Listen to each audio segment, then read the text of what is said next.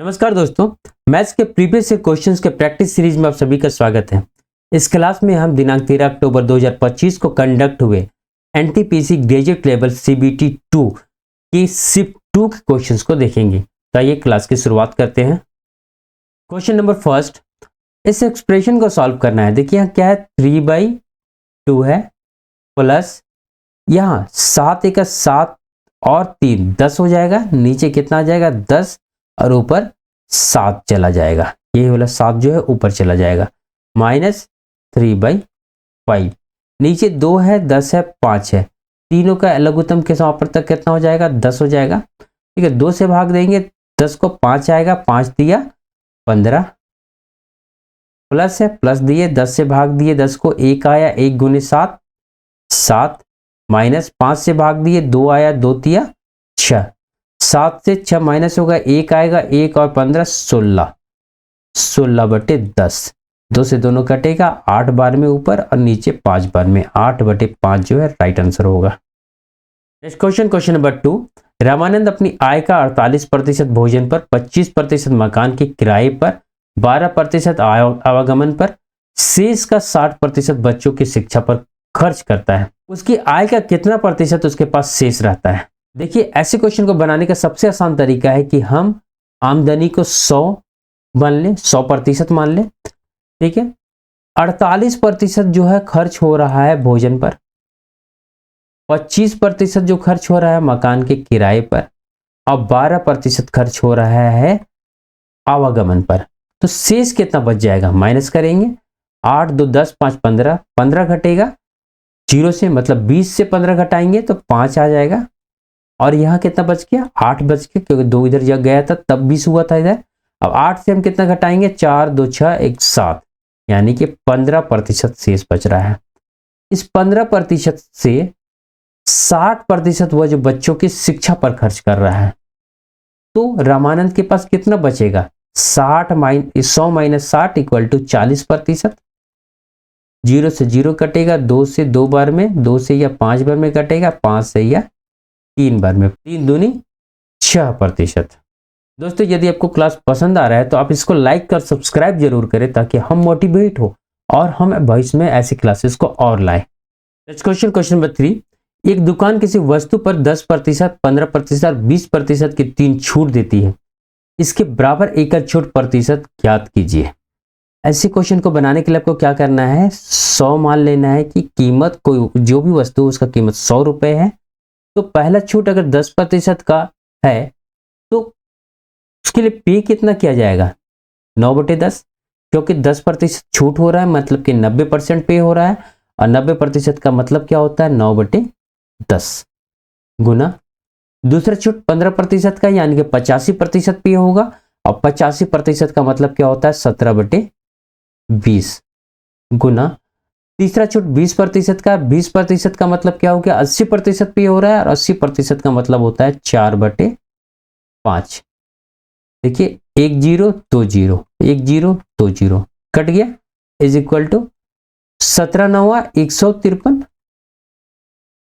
गुने 4 ऊपर है, नीचे कितना हो गया? 5 × 2 10 इज इक्वल टू 4 × 12 के 2 हो जाएगा, एक कैरी होगा, 15 चौके 60 और एक 61/10 इक्वल टू, पॉइंट कहां पर आ जाएगा? एक पॉइंट यहां पर आ जाएगा 10 से भाग देंगे तो, यानी कि 100 रुपए की कोई वस्तु है, उसके लिए हमको कितना पे करना पड़ रहा है?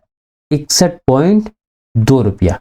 माइनस करेंगे तो यहां 8 आ जाएगा और इधर 38, यानी कि 38.8% का हमको क्या है? छूट मिल रहा है। Next question, question number 4, LMNO एक चक्रीय चतुर्भुज है।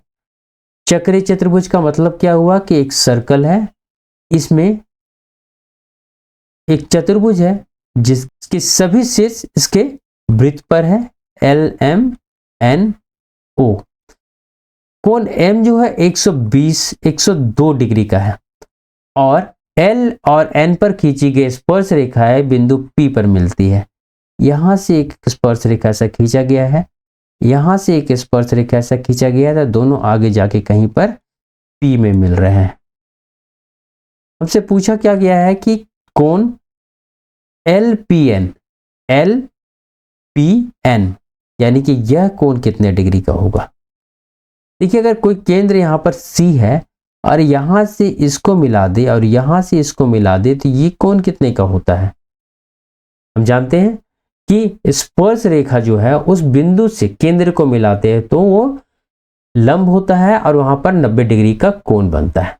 ये 90 डिग्री का हुआ, ये 90 डिग्री का हुआ, 180 डिग्री हो गया। तो चतुर्भुज LPNC, LPNC में कोण P प्लस कोण C इक्वल टू कितना होगा, 180 डिग्री होगा, क्योंकि कोण L प्लस कोण N 180 डिग्री हो चुका है। तब ना दोनों को मिला के 360 डिग्री होगा। अगर ये 102 डिग्री है तो ये कोण कितने का होगा। देखिए यदि चक्रीय चतुर्भुज का बात कर रहे हैं तो आमने सामने के जो कोण होते हैं वो जो होते हैं 180 डिग्री को होते हैं, यानी कि कोण O प्लस कोण M इक्वल टू कितना हो जाएगा, 180 डिग्री। M कितना दिया हुआ है, 102 डिग्री। तो कोण O बराबर कितना हो जाएगा, 180 डिग्री माइनस 102 यानी कि 78 डिग्री। ये कितने डिग्री का हो गया, 78 डिग्री। तो ये कोण कितने का हो जाएगा। देखिए कोण O कितना आ गया, 78 डिग्री का आ गया।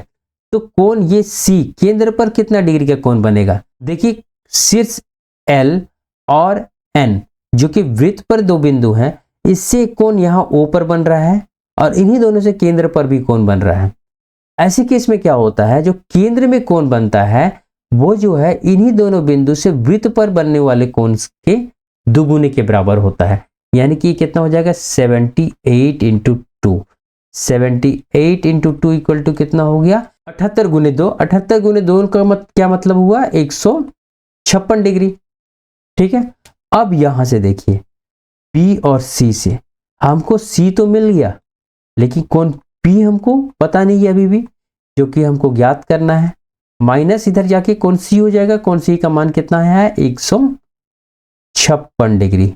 घटा दीजिए, कितना आ गया, 24 degree. Next question, question number 5। 10,000 की मूलधन राशि पर 6% वार्षिक दर से अर्धवार्षिक चक्रवृद्धि ब्याज लगाने पर 1 वर्ष के बाद देय राशि कितनी होगी। यहां पर ब्याज का दर जो है 6% है। अगर ये तो वार्षिक है, अर्धवार्षिक होगा तो ये कितना हो जाएगा, हाफ, 3%। और टाइम T इक्वल टू कितना है, 1 ईयर है। अर्धवार्षिक होगा तो टाइम 2 हो जाएगा, जिसको हम N बोलते हैं। ठीक है। मूलधन तो 10,000 ही रहेगा, मूलधन पर कोई फर्क नहीं पड़ने जा रहा है। ठीक है। अब ऐसे क्वेश्चन को बनाने का 2 तरीका हुआ है। पहला, फॉर्मूला से मिश्रधन निकालिए, P 1 प्लस R बाई 100 का पावर N।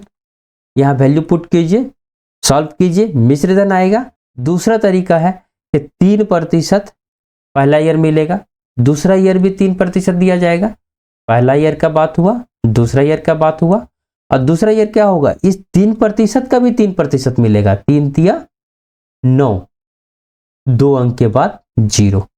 सभी को जोड़िए, 3 और 3 6, और इसको जोड़ेंगे तो 6.09% हमको क्या मिल रहा है, ब्याज मिल रहा है 2 साल के बाद, चक्रवृद्धि ब्याज। यानी कि 2 साल बाद हमको अमाउंट कितना मिलेगा, 100 प्लस 6.09%, यानी कि 106.09%। प्रिंसिपल अमाउंट 10,000 था, इसका 106.09%। 2 जीरो कट जाएगा, पॉइंट को हटाएंगे तो ये 2 जीरो भी कट जाएगा। आंसर कितना आ जाएगा, 10,609। Next question, question number 6। इस एक्सप्रेशन को सॉल्व करना है। 4 का स्क्वायर कितना होता है, 16, प्लस 6 का स्क्वायर है और उसका अंडर रूट है। ठीक है। तो बाहर क्या आएगा, 6 आएगा, माइनस 5 और 9 का वर्गमूल 3 आएगा, तो गुना 3 हो जाएगा, माइनस 11। ठीक है। 16 और 6 22 हो जाएगा, माइनस 5 तिया 15 और माइनस 11। इन दोनों को जोड़ेंगे तो 26 आएगा, माइनस 26। 22 में से घटाएंगे तो 4 आएगा, और चिन्ह क्या रहेगा, साइन क्या रहेगा, माइनस का। -4। Next question, question number 7। एक दुकानदार एक पंखे का अंकित मूल्य उसके क्रय मूल्य से 50% अधिक अंकित करता है और उस पर 10% का छूट देता है। यदि उसे 56 रुपए का लाभ होता है तो पंखे का अंकित मूल्य क्या है? हम सीपी को क्या मान लेते हैं? 100। तो मार्क प्राइस कितना हो जाएगा? 100 का 150%, यही ना। 50% अधिक हो का मतलब क्या हुआ? 150%। 100 से 100 कट गया इक्वल टू 150। ठीक है। अब क्या दिया है कि 10% इसमें छूट दिया जा रहा है, तो एसपी क्या हो जाएगा? इस 150 का 10% छूट दिया जा रहा है मतलब 90% हो जाएगा। कट गया 135 यूनिट, जो भी माने 135 यूनिट। तो यही 135 यूनिट जो है एसपी है। ठीक है, इससे हम 100 यूनिट माइनस कर देंगे तो हमको क्या मिल जाएगा? Profit equal to 35 unit. यही 35 यूनिट हमको कितना दिया हुआ है? 56 रुपया। इतना ही ना लाभ हो रहा है, और ये भी लाभ है। ठीक है। अब पंखे का अंकित मूल्य हमको निकालना। अंकित मूल्य कितना है? 150। तो हमको 150 यूनिट निकालना है इक्वल टू 56 बाई 35 तो नीचे आ जाएगा और 150 यहाँ गुना हो जाएगा। 7 8 56, 7 5 35, 5 से 30 बार में कट गया। 8 3 की 24 और 1 0 240। Next question, question number 8। एक बस डिपो से बसें हर 8 मिनट में निकलती हैं और 24 किलोमीटर प्रति घंटा की गति से चलती है। एक यात्री उसी सड़क पर डिपो की ओर चलता है और बसों से हर 6 मिनट में मिलता है। यात्री की गति क्या है? क्वेश्चन को पहले समझते हैं। अगर ये बस डिपो है तो यहां से हर 8 मिनट में क्या हो रहा है? एक बस निकल रहा है। ठीक है, और एक यात्री इधर से आ रहा है। ठीक है, इस तरफ बस इधर चल रहा है तो यात्री इधर आ रहा है। जब इधर चलता है तो फर्स्ट बार एक बस इसको यहां पर मिल रहा है, दूसरी बार बस जहां कहीं मिल रहा है इसको, तो क्या देखता है कि 6 मिनट के बाद ये दूरी आदमी यहां से यहां यानी कि t इक्वल टू 6 मिनट का दूरी तय करता है व्यक्ति, तो उसको दूसरा बस मिलता है। तो क्वेश्चन में पूछा है कि इस व्यक्ति का गति क्या होगा, इस यात्री का गति क्या होगा। जब व्यक्ति यहां से यहां 6 मिनट में पहुंच रहा है तो कोई बस जो पहला बस से मिलने के बाद जब दूसरा बस इधर से मिलने वाला होगा, वह बस भी कहीं इधर से आ रहा होगा और 6 मिनट का दूरी यहां तक तय कर चुका होगा। ठीक है, और इस दूरी को, ठीक है, कितने समय में तय करेगा? 6 minus 8 minus 6 equal to 2 minute में। इसको दूसरे शब्दों में समझते हैं कि अगर व्यक्ति यहां से मूव नहीं करता तो पहले बस मिलने के बाद दूसरा बस भी इसको 8 मिनट के बाद ही मिलता, जिस अंतराल में यहां से बसें चल रही हैं। लेकिन चूंकि व्यक्ति मूव कर रहा है, इस कारण उसको 6 मिनट में ही मिल जाता है बस। तो कितने समय पहले उसको मिल जाता है? 8 माइनस 6 इक्वल टू 2 मिनट। यानी कि बस जो व्यक्ति इस दूरी को 6 मिनट में तय कर रहा है उसको इस 2 मिनट में ही तय कर लेता। ठीक है, तो यह दूरी इक्वल टू क्या हो जाएगा? दूरी अगर d है तो इक्वल टू क्या हो जाएगा? दूरी का फॉर्मूला क्या होता है? s into T. S bus के केस में देखिए, बस के केस में इसको अगर हम d मान के चल रहे हैं तो बस का स्पीड कितना है? 24। t इक्वल टू कितना? 2 मिनट। 2 मिनट में ही इस दूरी को तय कर रहा है ना बस। व्यक्ति 6 मिनट में तय कर रहा है लेकिन बस तो 2 मिनट में तय कर रहा है। तो इसको घंटा में चेंज कर लेते हैं, इतना किलोमीटर ये डिस्टेंस हुआ। अब व्यक्ति का चाल, ठीक है, हम व्यक्ति के केस में यहां पर देखते हैं। व्यक्ति की चाल s इक्वल टू क्या होगा? d by T. डी कितना आया? 24 इंटू 2 बाई 60। और टाइम कितना है? यह व्यक्ति इस डिस्टेंस को कितने समय में तय कर रहा था? 6 मिनट में। तो बटे 6, इसको भी 60 से भाग देंगे तो 60 ऊपर चल जाएगा। 60 से 60 कट गया, 6 से ये 4 बार में कट गया, 4 दूनी 8 किलोमीटर प्रति घंटा जो है व्यक्ति का चाल होगा। Next question, question number 9। एक छात्रावास में 80 छात्र हैं। नए प्रवेश के कारण 30 नए छात्र मेस में शामिल होते हैं। दैनिक व्यय 260 रुपये बढ़ जाता है, जबकि प्रति छात्र औसत व्यय 10 रुपये कम हो जाता है। मेस का प्रारंभिक दैनिक व्यय क्या था? हम मान लेते हैं कि दैनिक व्यय प्रति छात्र x रुपया है। तो पहले कितना छात्र थे? 80 छात्र, तो 80x क्या रहा होगा टोटल व्यय। अब जब नए 30 छात्र नए आ जा रहे हैं तो 80 प्लस 30 टोटल कितने हो गए? 110। और अब व्यय कितना कम हो जा रहा है प्रति छात्र में? 10 रुपया। पहले कितना था? x, तो अब कितना हो गया? x minus 10। अब टोटल खर्च कितना हो गया? इतना। प्रश्न के अनुसार क्या है? अब मतलब कि इस केस में 260 रुपया टोटल खर्च बढ़ रहा है, यानी कि इससे अगर हम 80x को माइनस कर देते हैं तो इक्वल टू कितना हो जाएगा? 260। ठीक है, 110 गुने x 110x, और ये माइनस 80x है यहां पर। ठीक है, और 110 गुने 10 माइनस 1100 इज इक्वल टू 260। इस दोनों को घटाएंगे कितना आएगा? 30x आ जाएगा, इक्वल टू ये इधर जाके प्लस हो जाएगा तो 1100 और 200 1300 हो जाएगा, 1360। जीरो से जीरो कट जाएगा तो x इक्वल टू कितना हो गया? 136/3। हमसे क्या पूछा गया था? प्रारंभिक दैनिक व्यय, मतलब टोटल व्यय एक दिन का। 80 गुने x ही होगा ये। x कितना आ गया है? 80 गुने 136/3। ठीक है, एक जीरो तो रहेगा, 8 6 48 के 8 हो जाएगा, 4 शेष बचेगा, कैरी होगा 4, 8 3 के 24 और 4 28 के 8, 2 कैरी होगा, 8 1 8 और 2 10/3।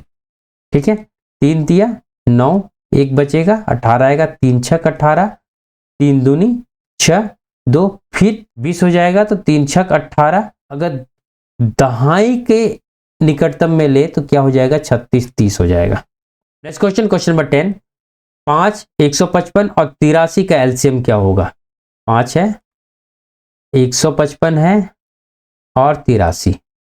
ठीक है, 5 से भाग देंगे, 1 आएगा, 31 आएगा, और ये तो एज इट इज रहेगा। ठीक है, ऐसे भी ये प्राइम नंबर है तो यही होगा एलसीएम। ठीक है, सबका यूनिट प्लेस तो 5 ही है तो गुना करना ही पड़ेगा। 83 गुने 31 करते हैं पहले, 3 आ जाएगा। ठीक है, 8 1 8 हो जाएगा, और 9 तिरछा गुना करेंगे 9, और इधर 8 17 के 7, एक कैरी होगा, 8 3 के 24 और 1 25। फिर 5 से गुना होगा, 5 3 15 के 5, एक कैरी होगा, 35 और 1 36। ठीक है, 65 किस में आया? Option D. Next question, question number 11। 93 से कौन विभाज्य है पूछा है। 93 का मतलब क्या होता है? 3 × 31। ठीक है, यानी कि जो भी संख्या 93 से डिविजिबल वो 3 और 31 दोनों से डिविजिबल होगा। चेक करते हैं पहले 3 से कौन कौन डिविजिबल है। ये 9 तो कट हो जाएगा, 5 और 4 भी कट हो जाएगा, 6 भी कट हो जाएगा, और 8 8 7 15 ये भी 3 से कट हो रहा है, यानी कि ये 3 से डिविजिबल है, तो आंसर हो सकता है। यहाँ देखते हैं 6 तो डिविजिबल है, 8 और 7 15 ये भी कट जाएगा, 10 8 18 18 ये भी 3 से कटेगा, तो ये भी आंसर हो सकता है। ठीक है, 8 8 16 17 18 देखिए कट गया 3 से ये भी कटेगा, और 5 2 7 7 तो नहीं कटेगा, तो ये नहीं हो सकता आंसर। 9 कटेगा, 8 और 1 9 कटेगा, 5 5 10 अच्छा 16, तो ये तो 3 से डिविजिबल नहीं है, ये दोनों तो आंसर नहीं हो सकता। चेक करते हैं आप। 8 5 5 7 8 6 क्या 31 से डिविजिबल है? देखते हैं, 2 टाइम में 62। ठीक है, यहाँ 3 आ जाएगा और यहाँ 2 आ जाएगा, 5। अब 7 टाइम में 7 1 7 और 7 दिया 21, इधर 8 आ गया और यहाँ 1 बचा, 18 हुआ, 7 आएगा यहाँ। ठीक है, तो 6 बार में जाएगा, 6 1 6 6 दिया 18, 1 आया। ठीक है, और फिर 8 आएगा, अभी भी भाग नहीं जा रहा तो एक 0 होगा, 6 आ जाएगा। अब 6 टाइम में देखिए 186, यानी कि 31 से भी यह डिविजिबल है। अगर ये 31 और 3 दोनों से डिविजिबल है तो ये 93 से डिविजिबल होगा ही होगा। Next question, question number 12। इस एक्सप्रेशन को सॉल्व करना है। 20 सबको 2 बना लेते हैं, अगर 2 बनाएंगे तो क्या होगा? 2 का पावर 6 हो जाएगा यहाँ पर, इंटू यहाँ 2 का पावर 2, 4 दूनी 8, 2 का पावर 8 हो जाएगा, और यहाँ 2 का पावर तो 4 है ही नीचे। इसको 2 का पावर 2 करेंगे तो 2 दूनी 4 हो जाएगा, 2 का पावर 4 आ जाएगा, गुना यहाँ 2 का पावर 8 है तो 3 हो जाएगा, इक्वल टू 2 का पावर सबका बेस सेम हो गया, इन दोनों को जोड़ेंगे 6 और 8 14, 14 और 4 18 माइनस 4 और 3 7, 2 का पावर कितना आ गया 11, मल्टीप्लाई कीजिए 11 टाइम। अगर याद है तो डायरेक्टली आंसर टिक कर दीजिए बी, और नहीं तो गुना कीजिए 1 2 3 4 5 6 7 8 9 10 11। आपको ये याद होना ही चाहिए। 2 2 जा 4, 4 2 जा 8, 8 2 जा 16, 16 2 जा 32, 32 आया, 32 दूनी 64, 64 दूनी 128, 128 दूनी 256, 256 दूनी 512, 512 दूनी 1024, 1024 दूनी 2048। ठीक है, तो याद रखिए 2 का पावर 11 इक्वल टू 2048 होता है। नेक्स्ट क्वेश्चन, क्वेश्चन नंबर 13, वह सबसे छोटी धनात्मक संख्या जो 12, 15, 20 से भाग देने पर 5 शेष देती है, उसे 4 से भाग देने पर शेषफल क्या होगा? ऐसी छोटी संख्या जो तीनों से भाग देने पर 5 शेष दे, क्या होगा? इन तीनों का एलसीएम में +5 करने पर आएगा। तो इन तीनों का एलसीएम क्या होगा? 60 तो सभी से भाग जा रहा है, देखिए 60 हो गया एलसीएम। अब +5 कर देंगे तो क्या होगा? इन तीनों से भाग देने पर 5 हर केस में शेषफल बचेगा। 4 से भाग देंगे तो ये तो पूरा पूरा भाग चल जाएगा 4 से, इसको 4 से भाग देंगे तो शेष कितना आ रहा है? 1। नेक्स्ट क्वेश्चन, क्वेश्चन नंबर 14, शुद्ध घी 86 रुपये किलोग्राम है, वनस्पति तेल 43 रुपये प्रति किलोग्राम है, को मिलाकर मिलावट किया जा रहा है। एक बेईमान दुकानदार 80 रुपये प्रति किलोग्राम की दर से बेचता है और उसे 60% का लाभ होता है। वह मिश्रण किस अनुपात में करता है, पूछ रहा है। तो देखिए, शुद्ध घी 86 रुपया है और वनस्पति तेल 43 रुपया, 60% का आमदनी होता है उसको 80 रुपये पे बेचने पे, यानी कि 160% बराबर इतना हो गया। ठीक है, इससे कट गया 2 बार में। ठीक है, हमको 100% अगर निकालना हो तो क्या हो जाएगा? फिर 50 गुना किए तो इधर भी 50 हो जाएगा। इसका मतलब क्या हुआ कि ये दोनों चीजों को मिलाया जा रहा है, शुद्ध घी को और वनस्पति को, उसका औसत मूल्य कितना हो गया? 50 रुपया। ये 50 यहां लिखेंगे। ठीक है, इससे इसको माइनस करेंगे तो कितना आएगा? 36, और इससे इसको माइनस करेंगे तो कितना आएगा? 7। इसको यहां लिखा जाता है, तो 7:36 जो है राइट आंसर होगा। नेक्स्ट क्वेश्चन, क्वेश्चन नंबर 15, एक समकोण वृत्तीय शंकु की त्रिज्या 8 सेंटीमीटर है और ऊंचाई 15 सेंटीमीटर, शंकु का कुल पृष्ठीय क्षेत्रफल क्या होगा? देखिए क्या बोला है, समकोणीय वृत्तीय शंकु, यानी कि यहां पर जो है 90 डिग्री का कोण बन रहा है। ठीक है, इस तरह का केस है, यहां से यहां और यहां से यहां त्रिज्या हो जाएगा यह तो 8 सेंटीमीटर, ये ऊंचाई दिया हुआ है 15 सेंटीमीटर। हमसे पृष्ठीय क्षेत्रफल पूछा है, पृष्ठीय क्षेत्रफल इक्वल टू क्या होता है? कुल पृष्ठीय क्षेत्रफल पूछा है ना, तो कुल पृष्ठीय क्षेत्रफल इक्वल टू क्या होगा? बेस का क्षेत्रफल πr² प्लस पृष्ठीय क्षेत्रफल πrl। ठीक है, तो पाई तो कॉमन हो जाएगा, r कितना है? 8 है, तो 8 का स्क्वायर प्लस 8l कितना? l क्या होता है? तिरछा गुना, तिरछा वाला होता है। ठीक है, 8, 15 और किस संख्या का ट्रिपलेट बनता है? तो 17 का, यानी कि 8, 15 और 17 जो है ट्रिपलेट बनाते हैं। ठीक है, तो l इक्वल टू कितना हो गया? देखिए, आपको ट्रिपलेट अगर याद है तो कितना आसानी से क्वेश्चन सॉल्व हो जाता है। ठीक है, पाई इधर 8 8 64 हो गया, 17 8 136। ठीक है, इन दोनों को जोड़ेंगे तो 136 और 64 कितना हो गया? 200 पाई। दोस्तों, यदि आपको क्लास समझ में आया हो, पसंद आया हो, तो आप इसे लाइक और सब्सक्राइब जरूर करें। इसके आगे के क्वेश्चन को हम इसके पार्ट 2 में देखेंगे। Thank you.